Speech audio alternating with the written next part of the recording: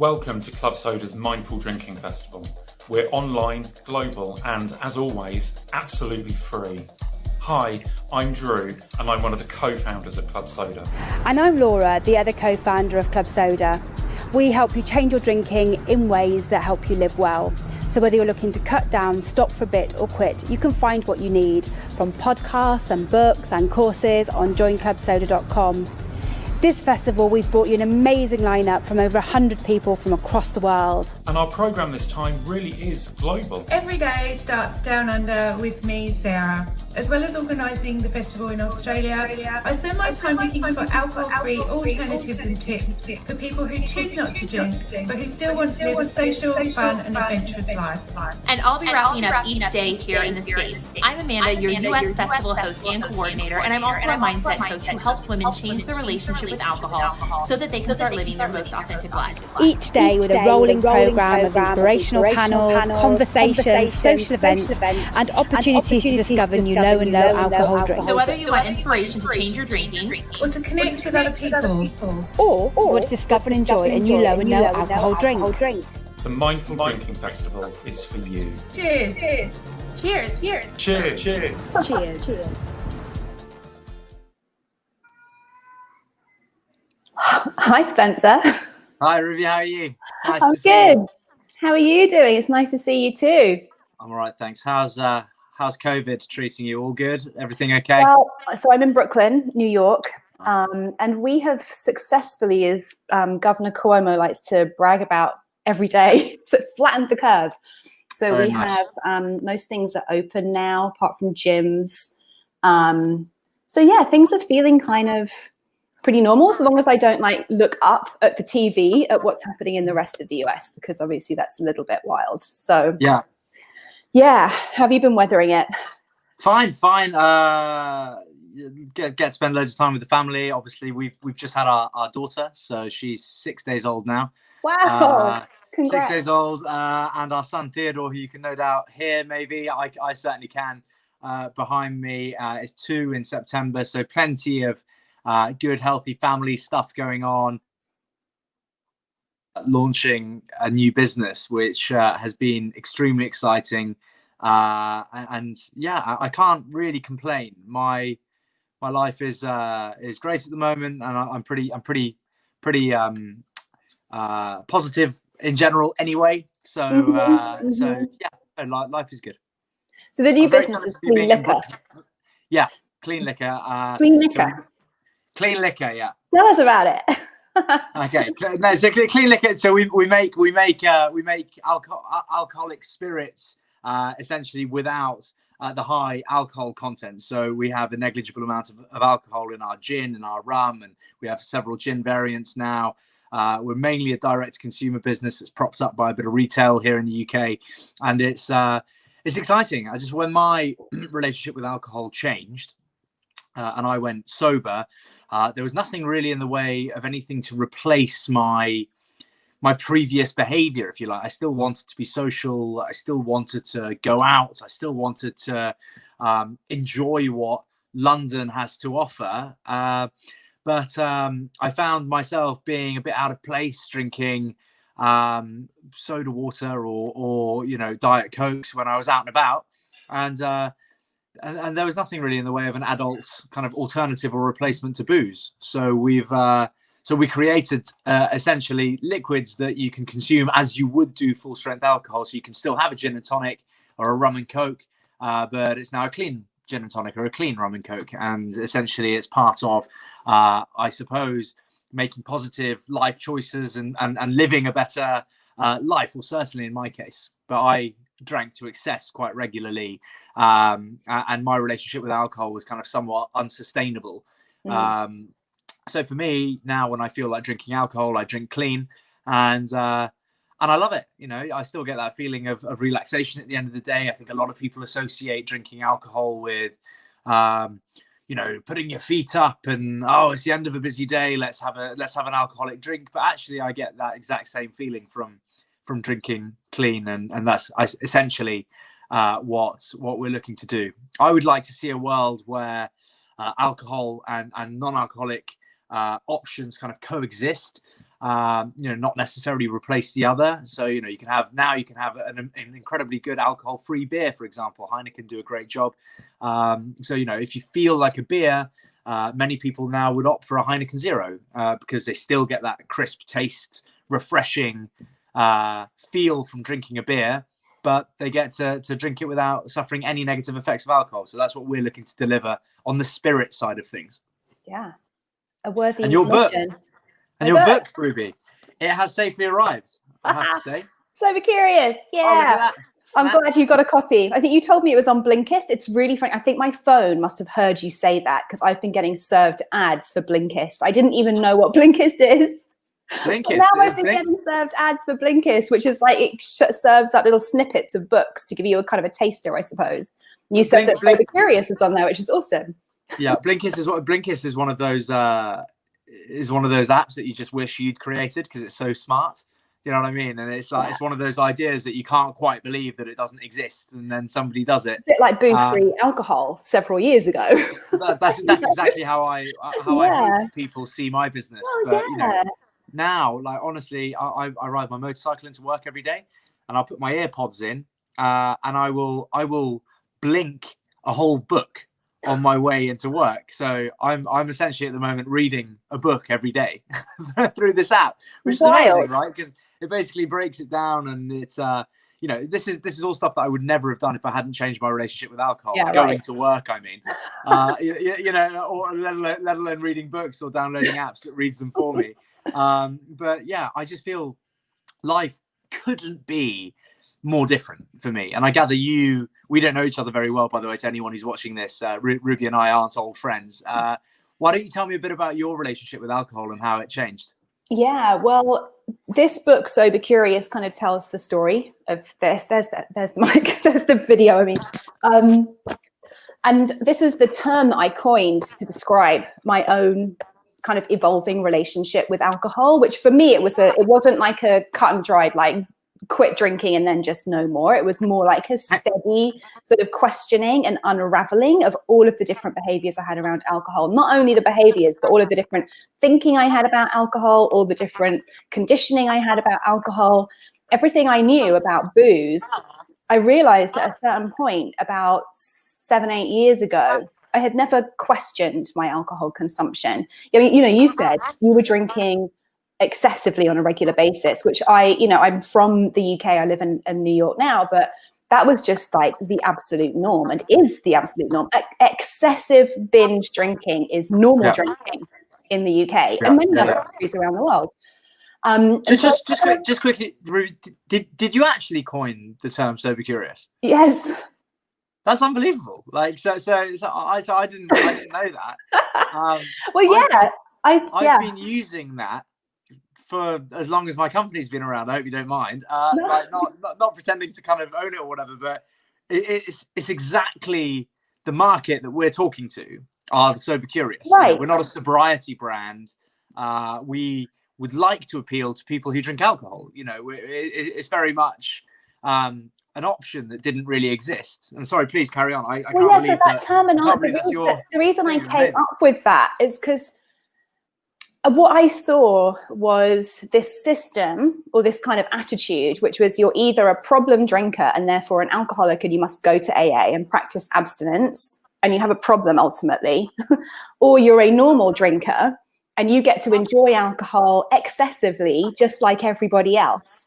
And for me, I was like, well, I'm neither of those things. I'm not enjoying excessive drinking. Well, I'm enjoying the drinking part, but the rest of it, the after effects, which kind of outweighed the drinking parts times about 10, not enjoying that at all. But I also didn't see myself as an alcoholic. I didn't see my drinking as problem drinking back then. Looking back, I now am like, that's wild that I used to drink so much and not even considered that I was abusing alcohol. Like, obviously, I was abusing alcohol, right? I thought that, and so I began this journey basically of just really deep questioning about everything I thought I knew about alcohol. And what I discovered was that everything I thought I knew was wrong. And that questioning process, that getting curious about it without having to label it one thing or another, without having to be good or bad or right or wrong, that questioning process is what I call being sober curious. I was curious about all the things I thought I knew about alcohol. And I was also curious about how my life would change if I quit and lived as a sober person. Yeah. And I think that the reason that term's taken off and the reason so many people resonate with it is that it's so non-judgmental. It really is about like, this is just about you following what's right for you, discovering what's right for you by having bringing a questioning mindset to all of your behaviors and thinking about drinking, basically. Yeah. It's a fantastic term. I absolutely love it. It was mentioned to me by someone that a guy called Jeff Romeo, actually, who we were using for marketing, and he was like, you guys have to be the Sober Curious brand, and I just thought it was brilliant. I obviously I know your book is called that. I think it just sounds kind of fun and playful, right? When often we think of sobriety, it sounds like the opposite of fun and playful. Whereas actually, as you've discovered as well, I'm sure, being sober by no means is this boring, not fun. Like by no means is it the end of play. It's like all of the fun times that we had as drinkers are available as non-drinkers. They might look a bit different. Yeah. The things that I find fun now are quite different, and that's okay. Sobriety has a bad rep, and it's very strange, and that is changing as well. And it's changing due to an overwhelming demand for products like ours, and it's due to a curiosity that exists within people who are finally questioning whether or not alcohol really is the kind of be all and end all. I see a lot of similarity with smoking, to alcohol. Smoking used to be incredibly normal. You'd smoke on planes and trains and in offices, and all of a sudden people realize actually it's extremely detrimental to your health and you're putting other people through it, and obviously you're not sharing other people's drinks. But I see a very almost unavoidable correlation between the two. People are far more mindful of what they put in their bodies. People are far more health conscious nowadays. People care an awful lot more about just things which you would suspect people care about and have cared about forever, but they don't. And it's exciting to see the change. I mean, for me 2 years ago and me now are two entirely different people. Like, I made, I kind of drew similarity the other day. I think I did an Instagram post for the company saying, if the two of us had collided, I'm not sure we would have been friends even, like I don't think we'd even like each other, and that's crazy to think that somebody's attitudinal change to alcohol could affect their character and their person as much as it does. Obviously this is coming from a case where I drank a lot and it was so normal to drink. Like having beers at work was normal, drinking wine at lunch was normal. This is at work. I worked in finance in the city for some time. I went into nightclub management. I had my own PR agency, and we were kind of always operating at a very functional level, but with several units of alcohol in me at all times, pretty much, apart from first thing in the morning type thing. Second to that, I'd be drinking. If I wasn't having a beer at lunch, that would be pretty weird, a couple of years ago. And actually, now you look at all sorts of stuff on Harley Street where they say, if you consume 14 units of alcohol per week, then you are an alcoholic. I think messaging like that is really unhelpful to people. Yeah. Nobody likes to be told. Unrealistic. Yeah. Well, it's also stupid. Yeah. Like, if that's a small glass of wine every evening would make you, a savage alcoholic, according to Harley Street. It's a term that I think is outdated. And if I may say, it's a bit stupid, the term alcoholic. People are affected completely differently by alcohol. People have completely different levels of functionality. People have completely different levels of what they can consume and how they can function. A small girl and a big man, or a big girl and a small man are gonna be affected completely differently by alcoholic units. And it's a real shame to being called an alcoholic or calling somebody an alcoholic is always going to be ill received unless you are aware that your alcohol consumption is out of order in some way. But it's crazy just that term is thrown around, and it's such a dirty term as well. I sometimes describe myself as an alcoholic to get a point across, so that people understand. Well, actually, he's obviously coming from a place where he used to drink a lot, because I think when you're trying to I hate saying the term educate, but when you are trying to educate people, it's always handier to come from a place where you know, right, and you have the answers. And it's just, you know, I personally know a lot of very successful people who have kids who have the most, you know, fantastic lives, who enjoy drinking regularly, you know, to excess, and it doesn't get in the way of their daily life, and it doesn't, you know, I personally think that they're few and far between. But I think there's this kind of big grey area where I think it's completely normalized to drink, you know, a couple of times, even if you drink a couple of times a week, you know, and have a few drinks after work. Life could be very different on the, you know, if you just change your relationship with alcohol a bit. And I reckon I'm kind of really quite kind of aggressive living proof of that. Not everybody wants to change their habits, right? But mine, me changing my relationship with alcohol has changed my life. Completely. My mother barely recognizes me, you know, like she's like, you know, she's so happy, you know, and literally my business partners didn't know me before, but I can't imagine what they would have thought of me before. Well, and it's just, I think sorry, you're. I could ramble on for an hour. You made a point. You made a point about alcohol, and I went around for a while, sort of saying, you know, alcohol. I think alcohol is the new cigarettes. And when I first started saying that, I didn't really believe it. I was just kind of like planting a seed for the future, or maybe just kind of planting the idea in people's minds. But I think you made a really good correlation about how we used to see smoking as so normal and glamorous and sexy and cool, and it's just not seen that way at all anymore. Like there's a real, I think even for most smokers, a sense of guilt, like, why am I doing this? You know, I doubt very few people actually really actively enjoy smoking anymore. But I do think there's a big difference in the fact that alcohol is such a social lubricant, and it's so, and it really changes people's personalities, because it changes the way that we feel about ourselves. It changes the way we feel about the world. It changes our perception of the world. It can be linked to all sorts of mental health conditions. It's a depressant. We know that it spikes anxiety massively. So whereas the mass movement away from smoking has undoubtedly had a huge impact on people's like physical health. Yeah. I think the mental health implications for a mass move away from alcohol could actually have really game-changing impact on the world. Like you've just described how your life has turned around, like done a 180 from when you used to be drinking all the time, even though you were, in your own mind, a highly successful individual. You know, you had a probably well-paying job, you were running your own businesses, you were drinking a lot, it didn't really matter, you were still able to be quote unquote successful.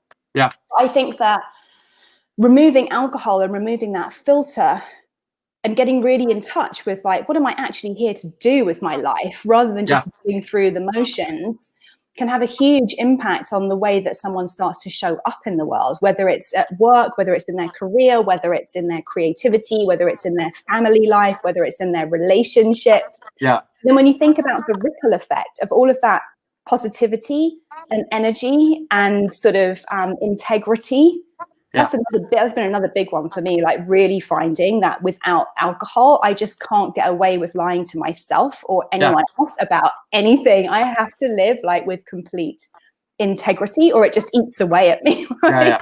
Exactly. Well, so I just think that knock-on effect, that ripple effect that is going to be created by more and more people stepping away from booze, which companies like yours and books like mine are making it easier for people to do, could have a really, really huge implication for the overall sort of mental and emotional well-being of society in a way that cigarettes, quitting smoking, couldn't ever have done. Do you know what I mean? Yeah, absolutely. That's my first question to anyone who ever comes to me with a problem. You know, like if they ever come to me and they're, you know, the relationship's not quite going the way they wanted to, or they feel anxious, or they feel depressed, or whatever, my first question is always like, well, do you drink alcohol? And you know, and usually they go, well, yeah, of course. And you go, well, don't. And all this anxiety and this depression that you feel will go away. And it's like, you know, I'm not a doctor, but it almost one directly fuels the other. I wrote another little thing the other day that I enjoy writing down my kind of sobering thoughts. If I ever have a kind of sobering thought, I'll write it down, and we might, you know, use it on clean liquor or whatever. But it's you know, if you find the reason that you think you drink, and this might not make sense to anyone else, so excuse me if I spin around in circles, but if you pin down the reason that you think you drink to excess, say, for example, so mine was, call it a lack of responsibility. So like, I drink because I don't I'm not a particularly responsible person. I don't have, you know, anything to really get up for in the morning. This is back then.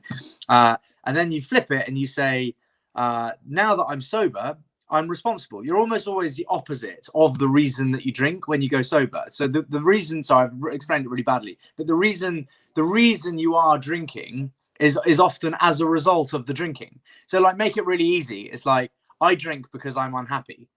And now that I don't drink, I'm happy, you know, and that typically is the case for anyone. And you know, I drink because I'm unfaithful, you know, and it bothers me. And now that I don't drink, I'm faithful. You know, it always kind of works. It's that simple. No, I know. I think there might be some steps between the quitting drinking and the getting happy. If you've been drinking to cover up something that's making you unhappy, which is often the case for a lot of people, the immediate quitting will undoubtedly, you're not putting this toxic depressant on your system. You're not hungover anymore. But when that, and so taking the booze away, you'll definitely feel lighter and more equipped to deal with your problems, but the problems are still there. So if you're drinking to cover up underlying deeper issues, like maybe you've been unemployed for a long time, maybe you've been raised in poverty and you don't know how to get out of it. Maybe you've experienced really severe racial injustice. Maybe you know, there are many issues which are really intractable that can lead a lot of people to drinking to cover up or to escape from.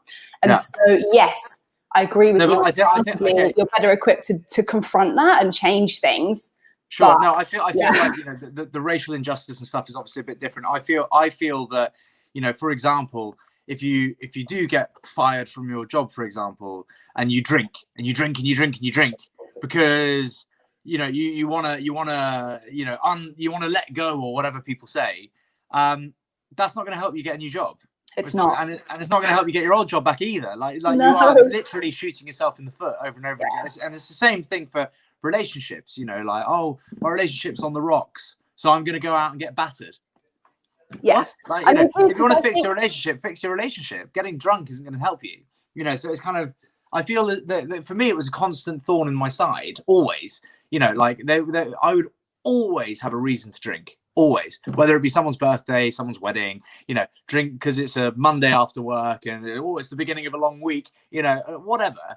And it's just, you realize that for me anyway, there's no room for it in the life that I want to lead. Like the things that really matter to me is being a great father, being a great husband, you know, being a good friend, albeit to a select very few people, you know, being a good family man, you know, achieving cool things in business, you know, and doing exciting things that excite me.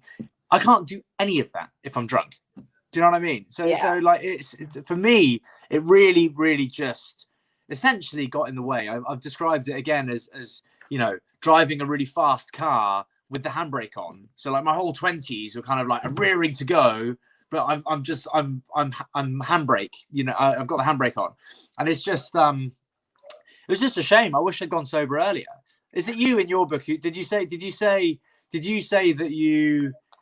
That kind of sober people know something that you don't. Is that you, or well, is that I remember my husband worked in nightclub industry. My brother's a DJ. I used to run club nights myself, and I remember being at so many parties, and there'd always be like the sober person who wasn't drinking, or the sober DJ, or whoever it was who wasn't drinking. And I just remember being so like, you Jedi, you were amazing. Like, how 100%. Are you doing that? You're so fucking cool. I'm here we all getting wasted and taking drugs because we think that's cool. Yeah. But I'm like, you're really cool. You don't need this shit. Like and the reason you're so cool, because what I saw was somebody who's so comfortable in their own skin, they didn't need to like, you know, dull their social anxiety or pretend to be someone different by using alcohol. I'm thinking about those, like finding the reason why you drink, to go back to that. That's the book, this whole Sober Curious piece comes back down to that. It's like, that's the ultimate question. If you can find your reason, then you can really address like, okay, so my reason was social anxiety. Like I'm really awkward socially. If I'm good one-to-one, but I'm good when I've had something to talk about. I'm not good at small talk. I'm not good at just kind of chewing the fat. I'm not particularly funny or kind of like, chit chatty. I'm just like really intense. So socializing at parties, bars, pubs, at colleague stuff, I was always really awkward. And so to quit drinking, a big part of it was just stopping doing that.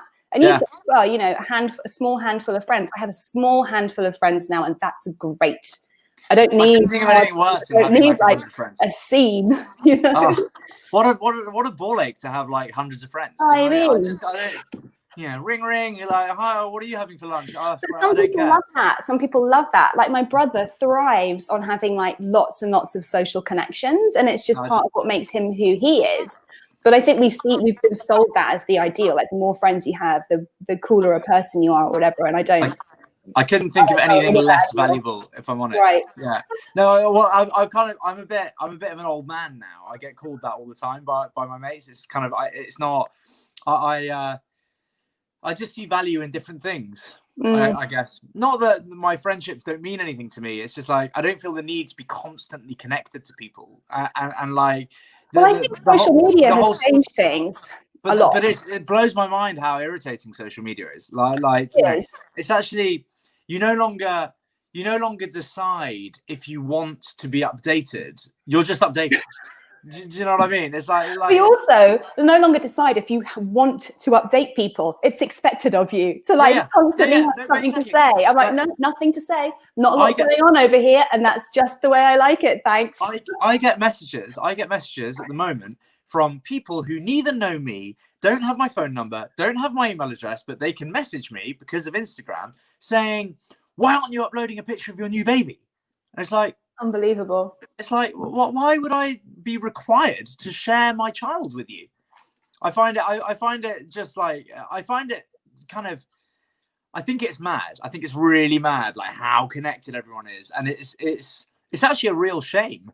Like back in the day, if I wanted to call you, I would have to ask you for your phone number and you would have to give me your phone number. So I would call you and you would say, oh, hi, Spencer. I don't know if I was expecting your call or not, but you know, at least I knew it could have come. Whereas now it's like, if I wanted to reach out to you to talk to you about your book or whatever, I can. Anyone can. Anyone can. And I think it's too much, if I'm honest. Speaking of which, though, we actually have some questions. We have a question here from Imogen. Oh, she says, I like the look of clean liquor, but if I don't drink alcohol, can I drink clean liquor? It's not alcohol free, is it? No, it's got 1.2% alcohol in it. And when you mix it traditionally, so say you mix a gin and tonic with kind of 2 or 3 parts tonic water, it'll go down to about 0.3. So 0.3 is considered alcohol-free in America and Australia and in most of Europe, just not here in Britain. For me, it's not as black and white as drinking or not drinking. I understand some people completely abstain from alcohol for religious reasons, or perhaps you're completely teetotal. But you know, I may remind you that you know a banana has alcohol by volume in it, as does bread. You know, a lot of kind of day-to-day products have negligible amounts of alcohol in it. Less than clean gin. So a clean gin and tonic, you would be consuming less alcohol than if you ate a very ripe banana. But yeah, if you want to steer, I love a ripe banana. Is that my brain trying to get alcohol? Gets me going a ripe banana every morning. Start the day. Start the day with ripe bananas. It's really very negligible. If you're going to be consuming clean gin and tonics, like you would ordinarily in a pub, like have 4, 5, 6 of them and then go home, you won't even come close to feeling the effects of the alcohol. If you were to be breathalyzed by a policeman, it wouldn't register at all. There's more alcohol in most mouthwash. Not that you drink your mouthwash. Some people do. Well, you never know. Listerine's delicious, actually. But yeah, so it's completely up to you. It's personal choice. It's we left a tiny bit of alcohol in our products so that for authenticity, the way in which they're made is exactly the same. So clean gin is made in an identical manner to gin, and that little bit of alcohol that's created during the distillation process does help a little bit with flavor. We made a 0.0 gin, and when mixed with tonic, it didn't quite deliver the gin and tonic flavor that I was after.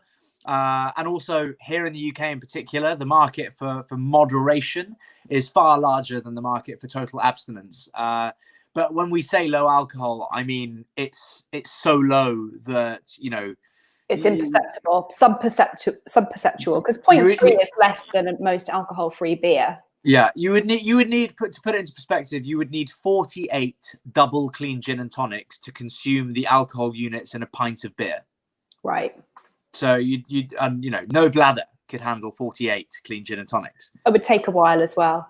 You'd be there for get really hours, bored of the taste of it. After about 5 or 6, you'd be like, really?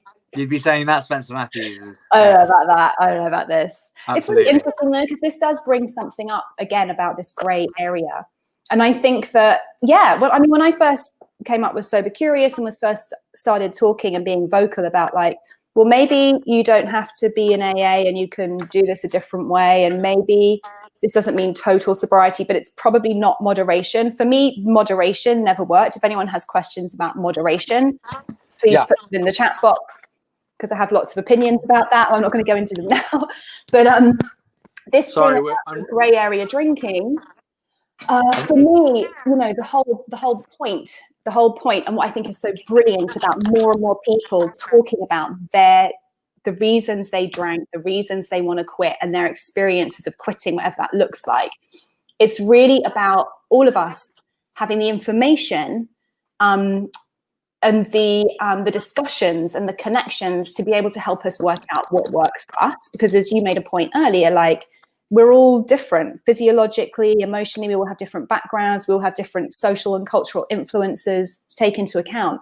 And so being equipped and feeling like it's okay to work out what works for you, I think is the really huge piece. Like, I know that for me, it's funny, like my husband, I don't count days. Like, I don't have I'm this many days sober. My husband actually asked me yesterday, he's like, when's the last time you drank? And I had half a beer on holiday just before Christmas last year.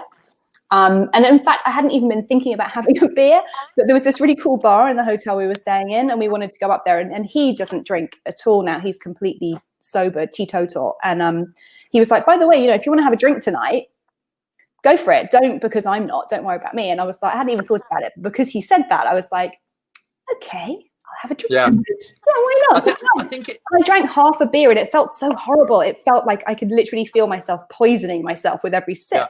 So I only got halfway through, and then I felt really wobbly, and I was like, could we just go for dinner? I just don't even want to stay here. So I've kind of got to a point where even if I wanted to moderate or wanted to drink or wanted to experience the effects of alcohol, well, I mean, I wouldn't get to that point. I've kind of got to a point where I realized that alcohol just doesn't work with your body's been free. Your body's been free of the poison for so long that now if you have any alcohol, it kicks it out. Oh my god, it just feels horrible.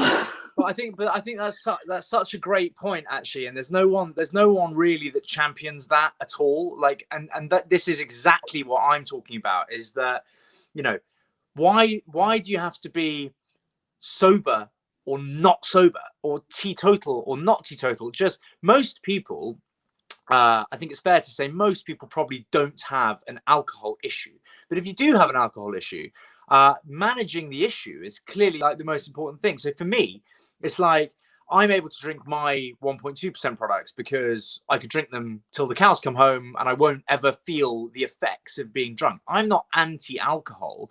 I'm against what excessive drinking does to me. It makes me truculent, it makes me lazy, it makes me uncooperative, uncreative, it blindsides me to the things that I want to achieve. I was never a horrible, nasty person on it, nor did I bother the people that I spent time with when I was on it. I was always sociable and fun. But, I was unable to go to the places that I want to go in my life with alcohol. And exactly what you said, Ruby, like one day, I may have a glass of champagne somewhere, whatever.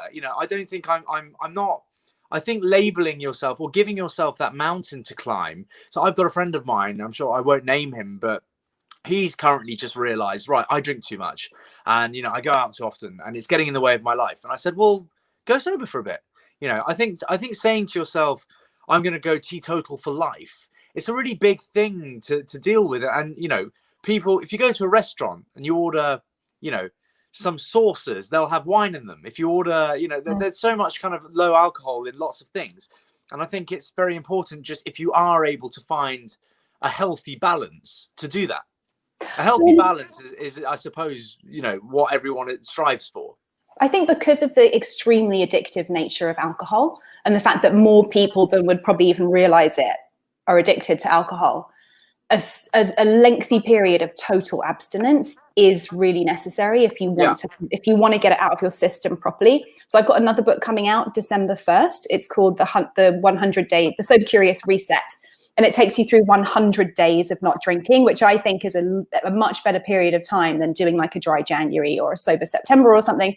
100 days, you're really going to be confronted with like some of the deeper stuff, some of the more challenging social situations. And so getting through that, and there's a user here, someone here is commenting saying it can be really hard to get through, you know, the difficult times when you stop if you've been using alcohol to medicate.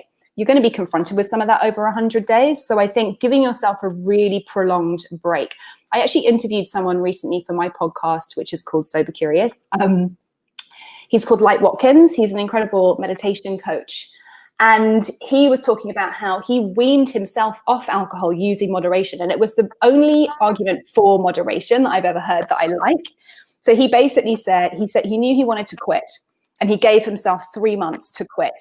And then each week he would drink less and drink less and drink less. And he wasn't drinking hugely excessively, but he just like had this goal of 3 months time, I'm not going to drink anymore. But he just kind of like took it down and took it down and took it down and took it down until he was drinking nothing at all.